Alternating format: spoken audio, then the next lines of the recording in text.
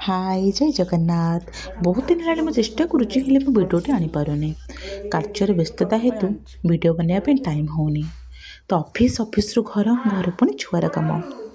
आज जेहेतु पखाल दिवसटा थिला तो आज गोटे छोट भिडियोटे आपण बनई देछि।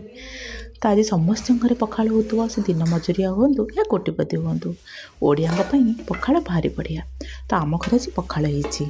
तो पखाल कौन कौन आइटम आपण मैंने खाई मत कमेंट जनइबे। आज ये कौन कौन कर देखु। आज आम ये छचिंद्रा गोटा भजा, तापर आमर भेंडीर गोटा भजा, तापर छुई आलू बेसर होता, कलरा भजा होता, आ बहुत स्पेशल आंब चटनी भी होता। ता सहित टे काकुड़ी, ता सहित ये जिनस कौन कहतु तो हाँ यहाँ हूँ लाउ चोपा। लाउ चोपार भजा यहाँ हूँ आम पंडा बाबू फेवरेट भजा। तो से एगुड़ा सब आरेंजमेंट होगला। पंडा बाबू ऑफिस आसिले और आम दुई कंसा पखाल नहीं आमर आइटम सहित बसीगलु। सब टेस्टी होता आमर ये आंब चटनीटा। आंब चटनी खरा दिन में आ पखाल केते सुंदर लगे ना।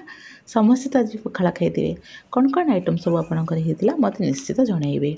रोची पुणी देखा आउ गोटे छोट भिडियो रे।